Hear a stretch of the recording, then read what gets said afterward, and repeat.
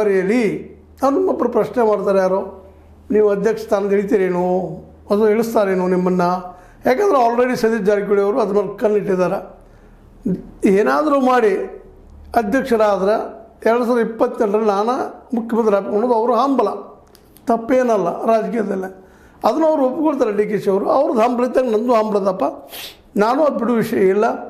ನಾ ಯಾಕೆ ಅಧ್ಯಕ್ಷ ಸ್ಥಾನ ಬಿಡ್ರಿ, ಪಕ್ಷ ಕಟ್ಟಬೇಕಾಗಿದೆ, 2022 ಹೋರಾಟ ಮಾಡಬೇಕಾಗಿದೆ, ಗೆಲ್ಲಬೇಕಾಗಿದೆ, ಅದೆಲ್ಲ ಅಸಾಧ್ಯ, ನಾ ತೊರೆಯುವುದಿಲ್ಲ ಅಂತ ಸ್ಪಷ್ಟ ಸಂದೇಶನ ಕೊಟ್ಟಿದ್ದಾರೆ ಹೈಕಮಾಂಡಿಗೆ.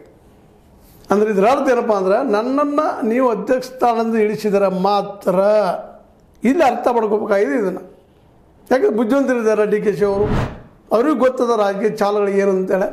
ಹಾಗಂತ ತಿಳ್ಕೊಂಡು ಇರುಳ ಕಂಡ ಬಾವಿಯನ್ನು ಹಗಲಿನಲ್ಲಿ ಬೀಳಲಿಕ್ಕೆ ಹೊರಟಿಲ್ಲ ಅವರು. ನಿಜವಾಗಿ ಕಾಂಗ್ರೆಸ್ಸನ್ನು ಕಟ್ಟಿದ್ದಾರೆ. ಇವು ಸೋತಿರ್ಬೋದು, ಕೆಟ್ಟ ಕಾಲ ಇರ್ತದೆ ಯಾವುದಕ್ಕಾದರೂ. ಕಳೆದ 50-60 ವರ್ಷ RSS ಪ್ರಣೀತ ಬಿ ಜೆ ಪಿಗಾಗಿರ್ಬೋದು, ಜನಸಂಖ್ಯೆ ಆಗಿರ್ಬೋದು, ಅನೇಕ ವರ್ಷಗಳು ಕಳೆದೋದು ಒಂದು ಹಂತಕ್ಕೆ ಬರೋವರೆಗೆ.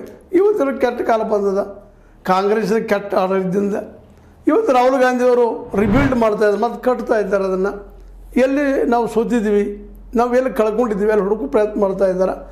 ನಿಜಾనికి ಇವತ್ತು ಸೋತಿರ್ಬೋದು ಬಿಹಾರದಲ್ಲೇ, ಅದಕ್ಕೆ ಹಲವು ಕಾರಣಗಳು ಹೇಳ್ತಾ ಇದ್ದಾರೆ ಇವತ್ತು ಕಾಂಗ್ರೆಸ್ಸಿಗರು. ಅದು ಸುಳ್ಳಂತೂ ಅನ್ಲಿಕ್ಕೆ ಆಗೋದಿಲ್ಲ. ವಿತ್ ಡಾಕ್ಯುಮೆಂಟ್ರಿ ತೋರಿಸ್ತಾ ಇದ್ದಾರೆ ಹೆಂಗೆ ಮತದಾನ ಕಳ್ಳತನ ಆಗ್ತದೆ ಅಂತೇಳಿ. ಇದರರ್ಥ ಅವ್ರ ಕಾಲದಲ್ಲೂ ಕಳ್ಳತನ ಆಗ್ಯದ, ರಿಗ್ಗಿಂಗ್ ಆಗ್ಯದ, ದುಮ್ಳುಗಳಾಗ್ಯದ, ಅದು ಸುಳ್ಳೇನಲ್ಲ. ಇತಿಹಾಸದಲ್ಲಿ ಅವ್ರಿಗೆ ತಪ್ಪಾಗಿದೆ. ಇವತ್ತು ಅದನ್ನು ಕೆಲಸ ಇವತ್ತು ನಮ್ಮ ಬಿ ಜೆ ಪಿಗರು ಮಾಡ್ತಾ ಇದ್ದಾರೆ. ಹೀಗಾಗಿ ಬಿ ಜೆ ಪಿಗರು ಇಂದಿಲ್ಲ ನಾಳೆ ಒಂದು ಅಂತ್ಯದ ಕಾಲ ಬಂದೇ ಬರ್ತದೆ. ಇಂಥ ಸಂದರ್ಭದಲ್ಲ ನಾವು ಪಕ್ಷದ ಜೊತೆ ಕೂಡಿರಬೇಕು ಅನ್ನೋಂಥ ಮನೋಸ್ಥಿತಿ ಡಿ ಕೆ ಶಿವಕುಮಾರ್ ಬರ್ತದೆ. ಹೀಗಾಗಿ ಅವ್ರು ಒಳ್ಳೆಯ ಅಭ್ಯಾಸ